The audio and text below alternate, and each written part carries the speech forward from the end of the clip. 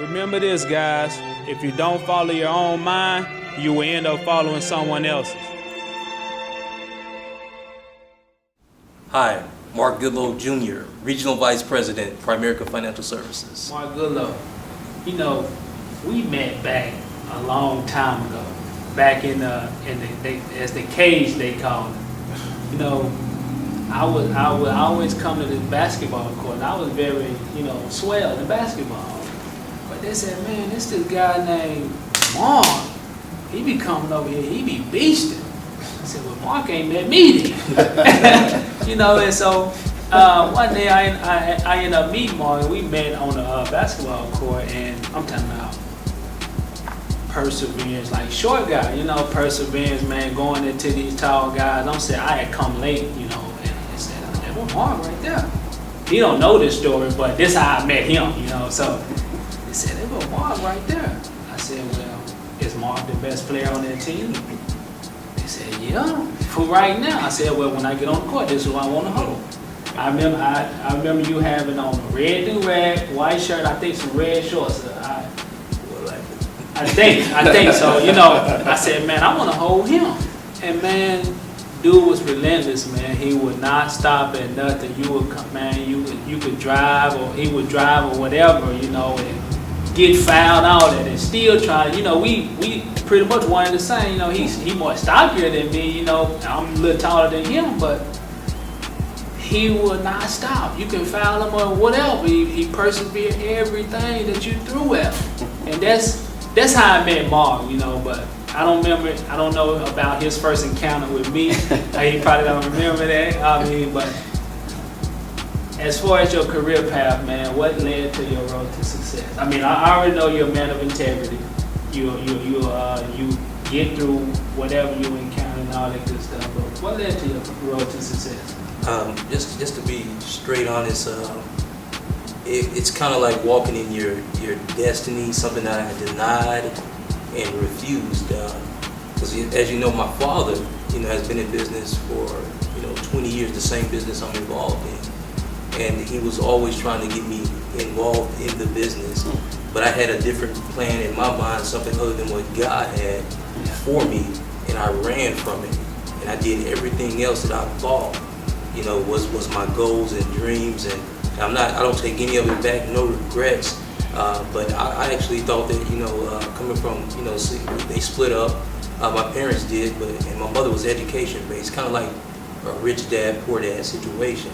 Even though, she taught ownership, hustle, grind. I saw all that in her, but it was education. Don't bring seeds in my house. My sister had already become a doctor, so she kind of paved the path for education. My mom went back to school to finish.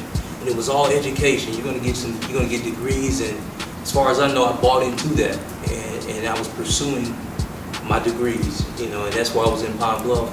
And after getting my bachelor's, I call it my BS degree.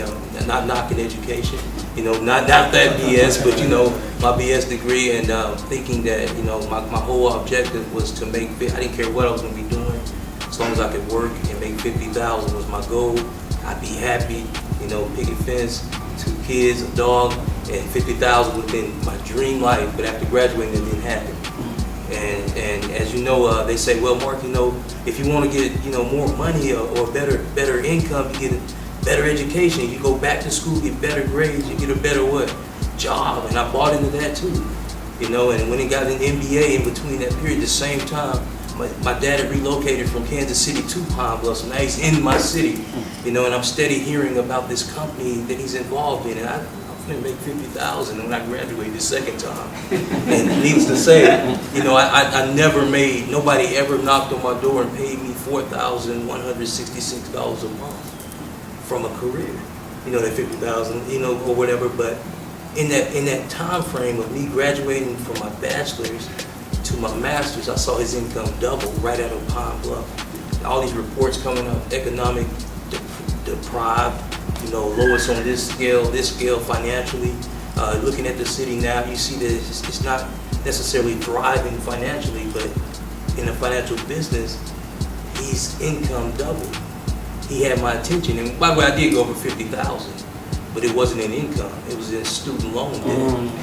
Does that make sense? I'm with you on that. You know, so, and now I'm just kind of out there like I need to do something. I knew there was more for me. I've done probably every job that you can name that was so-called good job, quote unquote. And every time I would get in there, it'd start off, you know, it'd be a little challenging at first. And once you get into, you know, the groove of what you were doing and you figured out what you had your hands on, you know, I got this down, I can work it hard. When am I getting my promotion? How do I get promoted around here? And what I saw was stagnation. I saw people that had been there make, you know, 10, 15 years and was barely making more than me. And I said, that can't be me. So I always did something on the side, hustled. I did stereo installation, car shows, parties, you know, you name it. I was always doing it and working a second job. And then it hit me, you know, and it offended me. Adversity, it offended me.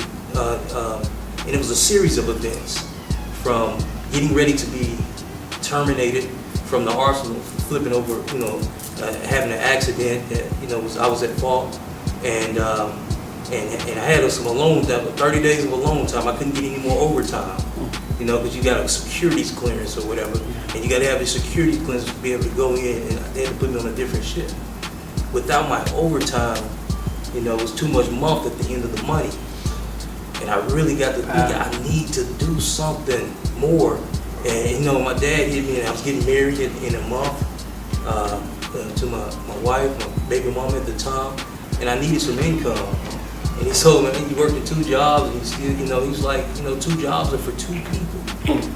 It offended me to the core, because all I thought about was providing for my family. It didn't matter. I mean, what you mean? And then it did. I said, well, if I could work that hard for 2 jobs, if I focused in on something. And I decided to take a look at what he had going on. He used to say, a week after my wedding, I joined the business, and I realized that not only was it something that I needed in my life with my finances, I had no clue. My motto was ball till you fall. YOLO. Does that make sense? Yeah, way back then. You only live once, you know, and he used to say, without the overtime, without the student loan, you know, the refund checks coming in, that thing set in as reality.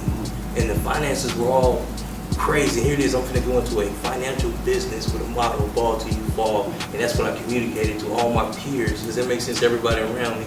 And now I'm going to flip the script and come to them and tell them how to get it together. Needless to say, I jumped in. I didn't go full force. Same fears. I'm not jumping this full time. My finances screwed up. I know nothing about money except for how to spend it. Does that make sense? And those series of events allowed me, you know, and I say destiny because all of the things that happened up to this point, moving around, being shifted from city, you know, I stayed in that area as well. I stayed here in Little Rock. I mean, Germany, we moved everywhere, and I was always like, wow, we always moving, I can't make friends. And I make new friends everywhere I go. Yeah. And the things you were going through all were grooming me. Does that make sense for my life? And to do what I think now is my passion and my mission, and it's here. We're here today, you know. And it was one other point I was going to make on that. With the adversities, you know, that you were coming into, in addition to the grooming, the degrees and things like that. I just so happened to be in a position where I could leave the Arsenal on my terms. I didn't wait for them to terminate me, and go work a position that allowed me to be able to work from 5 to 9 and build me a business on the part-time, where I didn't have to just walk into something on faith that I knew nothing about.